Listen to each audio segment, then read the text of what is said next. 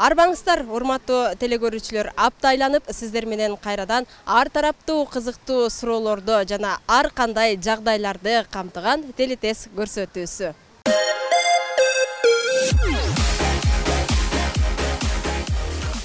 Жайайы берекелүү, албетте жашылча жемиштердин баары бышып биздин дасторконубузга даяр болуп келет.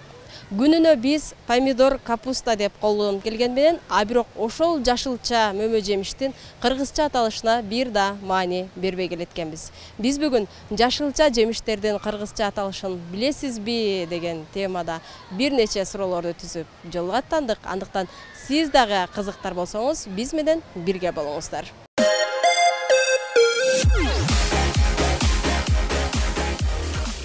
Помидордун кыргызча аталышын билесиңби? Билбейт экен. Кызып көрдүңбү беле? Жок. Кандай болушу мүмкүн? Билбейм эже. Андайга да ойлонуп көргөн эмесмин. Мен азыр 4 вариант айтам, бирөөсүн айтышыңар керек. А варианты кызанак, Б варианты кызыл тоголок, В варианты помидоры, Г варианты алтын алма. Кызыл тоголок болсо керек. Демек, Б варианты кызыл тоголок дейсиңер, а? Негизи жашоодо помидорду эмне деп айтасыңар көбүнчө? Помидор эле. Кыргызчасы бар бекен деп ойлонуп көрдүңөрбү беле? Жок. Саламаттуу аркыла, тилекке каршы туура эмес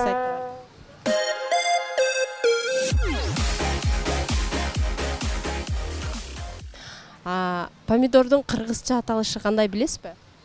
Жок. Буга чейин кызып көрдүңүзбү кыргызча аталышы барбы? Жок. Кыргызчасы помидор эле. Ошентип ойлоп жүргөм. Кыргызча аталышы барбы? Болуш керек. Кандай болот? Билбейт экен бирок. Ооба. Анда мен сизге 4 вариант айтам. Жардамга келем. Сиз бир вариантты туура деп айтышыңыз керек.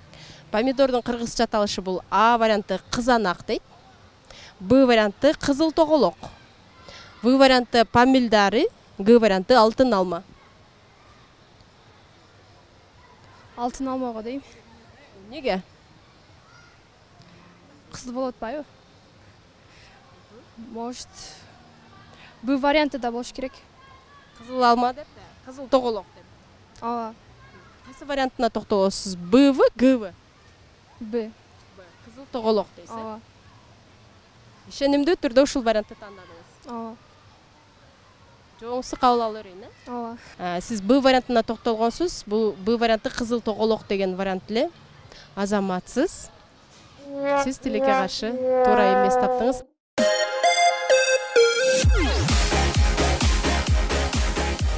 Помидордун кыргызча аталышын билесизби? Жок. Билбейм. Сиз күнүмдүк жашоодо кандай помидорду туурап колдонуп, аял заты катары иштеп жатканда ушунун кыргызча аталышы бар бекен деп ойлонуп көрдүңүзбү? Билет эдем, бирок эсимден чыгып калды. Өзүм үйдө өстүрөмүн, колдоном күнүгө тамакка. Болжолдуу түрдө айтыңчы, кыргызча аталышы кандай болушу мүмкүн? Болжолдуу түрдө помидор билбейм. Болжолдоп деле айта албайм. Айта албайсың. Мен сизге анда жардамга келем. Тест вариантында түзүлгөн суроо бул 4 вариант айтам. Туура жообун белгилесеңиз, анда ошол помидордун кыргызча аталышын тапкан болосуз. А варианты бул кызанак деп аталат дейт. Б варианты кызыл тоголок. В варианты помидоры, Г варианты алтын алма. Кызыл тоголок деп эле аталса керек. Кызыл тоголок, э? Демек Б вариантка токтойсуз. Ооба. Кызыл тоголок деп айтышкан дейсиз. Акыркы вариант деп кабыл алайынбы? Бирөөз өзүңүзгө ишенбей жатасыз. Помидоры, алтын алма, кызанак деген варианттар бар. Помидоры деп атасыңбы? Помидор эмес, а? Помидоры деп укканмын бирок. Кайсы вариант туура ошондо? Кызыл тоголокпу же помидоры? Помидоры. Б варианты. Анда урматтуу телекөрүүчүлөр, биз ушул эже жооп берген. Жооптун туура же туура эместигин аныктайбыз. Эже бизге помидоры В вариантын туура жооп деп берген. Тилекке каршы эжеке туура эмес. Эми сиз дароо токтолбостон 3 макал айтып бересиз. Эгер 3 макал айтып бере албасаңыз, анда ырдап бересиз. Билим алуу ийне менен кудук казгандай. Алтын жерден чыгат, асыл элден чыгат. Суу сыйласаң зор болор. суу кордосоң кор болот.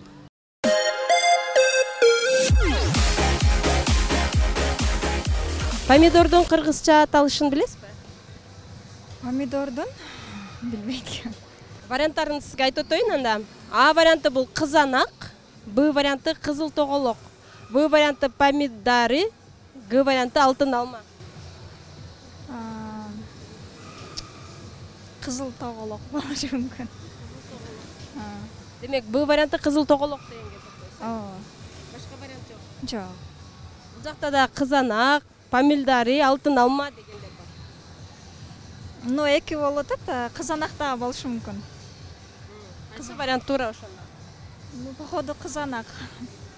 Кайсы вариант? Кызанак.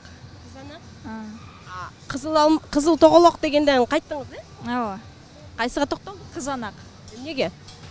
Ну, ошондой болушу мүмкүн, кызанак сәл окшоштай барат. Болушу мүмкүн, Жооп бере албайсыз, бирок ушул варианттандайсыз. Ушул варианттандайм. Заматсыз. Эгер азыр жообуңуз туура болсо, мен сизге белек берем, бир аз жыласаңыз берем. Эгер жообуңуз туура болбой калса, анда сиз бизге ырдап бересиз. Даярсызбы? Макул. Ну жок, ырдан. Демек, макул дедиңиз. Сиз берген А деген вариантты кызанак деп бергенсиз, туура же туура эместигин аныктайбыз. Азаматсыз. Билимиңизге береке. Анткени көпчүлүгү таба албаган вариантты сиз таптыңыз. Албетте помидордун кыргызча аталышы бул кызанак экен. Кандай варианттарга таянып таптыңызбы же билет белеңиз? Жок, негизи окшоштуруп, божомолдоп эле. Андан кийин эме, кызанакты алып берип койчу, кызанак тердик, кызанак кошуп тамак жедик деп айтасызбы? Ооба. Азаматсыз. Демек, кыргыз элинин патриот инсандарынын бири экенсиз. Биз жогоруда сизге сөз бергендей, туура тапкандыгыңыз үчүн биз өнөктөшүбүз Семетей кинотеатрынан сизге чакыруу билетин белек катары беребиз. Дароо эле азыр барып Семетей кинотеатрынан өзүңүз каалаган тасмаңызды. Рахмат. Каалаган тасмагабы? Мчаса. Рахмат чоң сиздерге.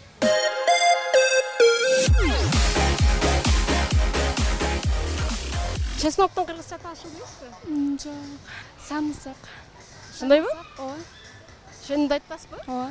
Мен сизге азыр 4 вариант окуйм. Ошол жерде сарымсак деген вариант бар бекен, караңыз.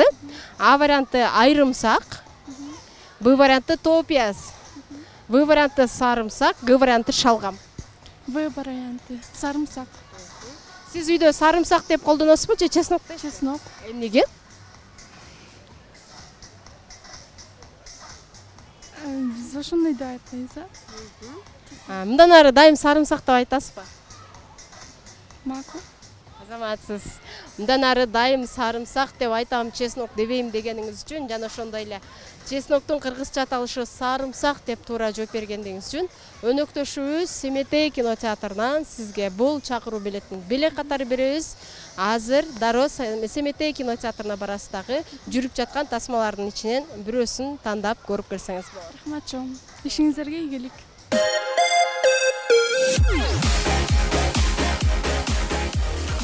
Капустанын кыргызча аталышын билесизби?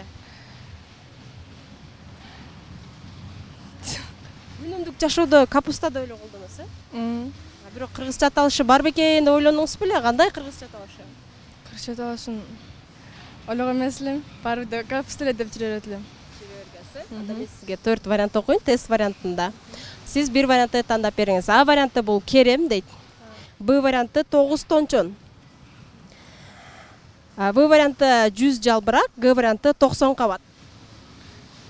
100 жалбырак. 100 жалбырак. Эмнеге? Ал эми ошо слойлору көп, анан жалбырактуу. Демек, сиздин туура вариантыңыз 100 жалбырак. акыркы варианты 90 да баягысы. 90. 90 кабат. 90 кабат, 100 жалбырактан 90 кабат болот. Ооба. Азаматсыз. Сизден мен жоопту 90 кабат деп кабыл алдым. Туура жооп берсеңиз белек берем, туура эмес жооп берсеңиз сиз эмне кылып берүүгө даярсыз? Ырдап берем. Ырдап бересиз. Урматтуу телекөрүүчүлөр, мынакей, эгер жооп туура болбой калса, анда замандашым ырдап берүүгө, демек шартты аткарууга даяр. Мен бул замандашыман 90 кабат деген жоопту алганмын. Азаматсыз кол чабуулар. Сиз ырдап бере берсеңиз болот, анткени жооп туура эмес. Кызыл өрүк, сүйүп калдым сени көрүп. Азаматсыз демек, таптаса талант боло турган өнөрүңүз бар экен. Катышып, шартты аткарып бергениңизге ыраазычылык билдиребиз. Саматарыңыз. Рахмат.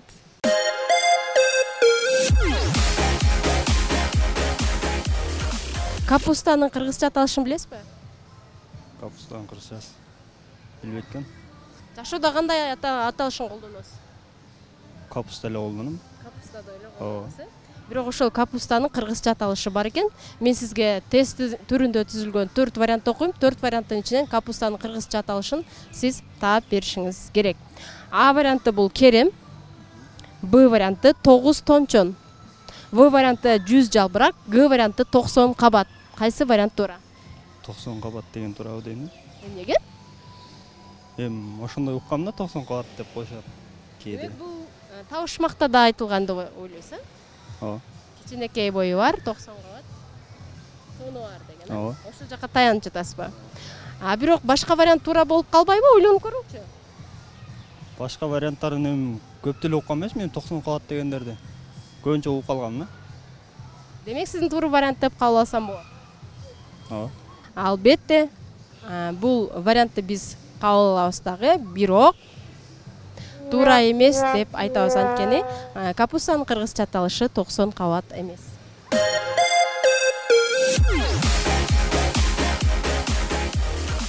Капустанын кыргызча аталышын билесизби? Жок. Билбейм. Эч качан уккан эмессиз. Уксам керек, бирок билбейм да. Эсиңизде жок, Анда мен сизге тест түрүндө түзүлгөн 4 вариант окуйм. Сиз ошол варианттын ичинен бирөө туура деп жооп беришиңиз керек. А варианты бул керем. Б варианты 9 тончон. В варианты 100 жалбырак. Г варианты 90 кабат. Кайсы вариант туура? 90 кабат болуш керек. Эмнеге? 90 кабат болгондой болду. Кабат болгон үчүн жалбырактары дагы. Вот ошо. Варианттарын карабайсыз, 100 жалбырак, 9 тончон, керем. Нет, ушу 90 жалбырак. 90 кабат. Туура эмес таптыңыз, Саматтар.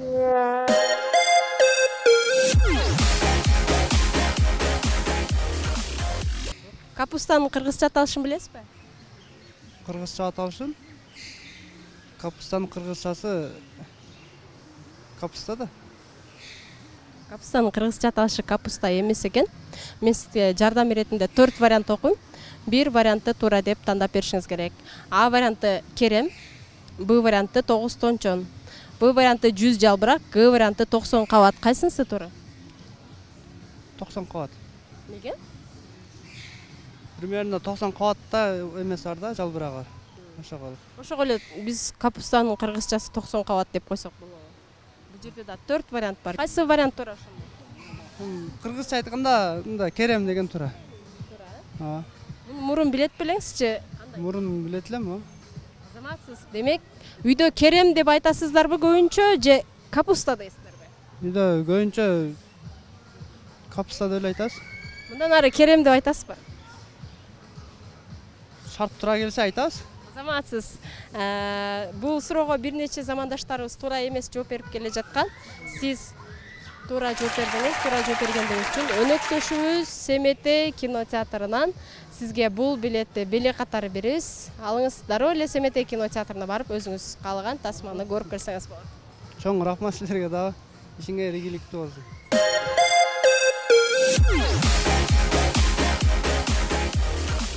Клубниканын кыргызчасы? Клубниканын кыргызчасы. А варианты кулпунай, Б варианты кичи мөмө, В варианты үй бүлдүркөн, Г варианты карагат. Бүлдүркөн болсо керек татам. Клубниканын кыргызчасы. Кулпунай, кичи мөмө, үй бүлдүркөн, карагат дейт. Кайсынысы туура? Биринчиси. Эмне биринчиси? Кыргызчасы кулпунай болот да. Сиз көбүнчө кулпунай деп сүйлөйсүзбү же клубника деп сүйлөйсүзбү? Кайсысын? Кулпунай деп сүйлөйм, карындашым аты Кулпунай да. Азаматсыз. Демек, кыргызча аталышын так билет экен элеңиз. Туура тапкандыгыңыз үчүн биз сизге өнөктөшүбүз Семетей кинотеатрынан Бул чакыруу билеттин белек катары беребиз. Бул белек сизге дароо эле барып Семетей кинотеатрынын мүмкүнчүлүктөрүнөн пайдаланып келсеңиз болот. Рахмат.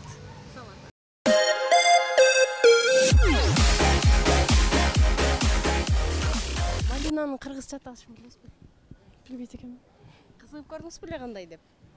Кызыкпапмын ошондо. Мен сизге 4 вариант айтайын. Анда бир вариантын туура ушул кыргызча Малинанын аталышы деп таап бериңиз. А варианты үй бүлдүркөн, Б варианты дан куурай, В варианты сыя карагат, Г варианты шилби. Үй бүлдүркөн же шилби, может. Кайсы варианты туура? Шилби бу. Шилби. Г варианты деп топтоңуз, а? Негизи сиз ошол Малинанын аял заты көп маани берет, дарлык касиети бар дейт, андан кыямдарды жасашат. Ошондо ушу Малинанын кыргызча аталышы бар бекен деп кызыгып көрдүңүзбү беле? Ошондо кызыкпапмын. Малина деп эле атап жүрүпбүз да. Сиз бизге шилби деген вариантты бердиңиз. Акыркы вариант ушул э? Азаматсыз токтоп жооп бергениңиз үчүн чоң рахмат. А бирок сиз туура эмес жоопту бердиңиз. Тилекке каршы коштошобуз.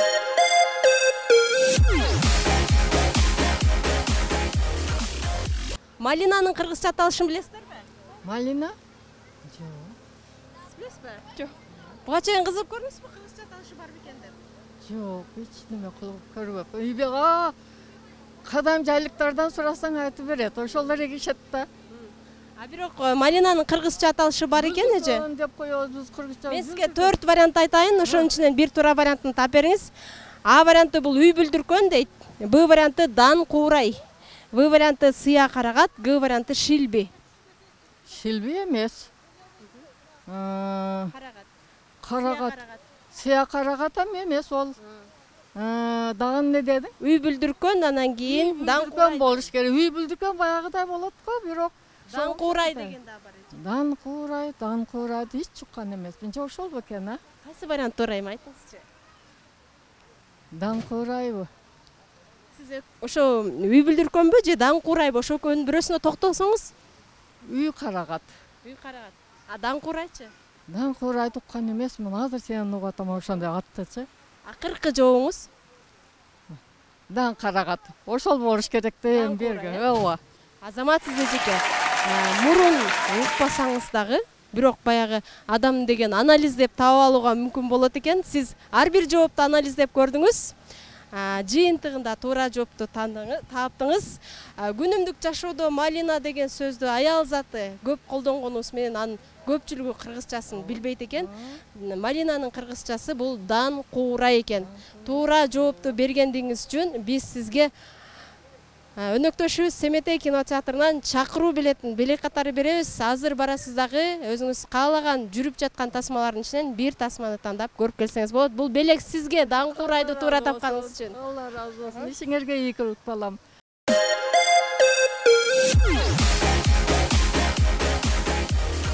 Урматтуу телекөрүүчүлөр, мына ушундай биз күнүмдүк тамак ашка колдонулуучу жашылчалардын кыргызча аталышына кээде маани бербей келерибизди бүгүнкү бизден сурамжылоого жооп берген замандаштарыбыз тастыктай алды десем болот. Жана ошондой эле сиздерге көрсөтүүнүн аягында берилүүчү суроого да кезек келип жетти. Анда эмесе баарыбыз жакшылап угабыз. Фасолдун кыргызча аталышы кандай? А варианты буурчак, Б варианты кош данек, В варианты нокот, Г варианты зыгыр. Эгер ушул 4 варианттын кайсынысы туура деп эсептесеңиз, анда дароо биздин бул төмөндөгү WhatsApp номерлерибизге алгачкылардан болуп өзүңүздүн туура деген вариантыңызды жөнөтүңүз дагы өнөктөшүбүз Семетей кинотеатрынан чакыруу билетине ээ болуңуздар. Сиздер менен 20 мүнөт бою телетест көрсөтүүсү болду. Кайрадан эфир аркылуу амандашканча саламатта туруңуздар.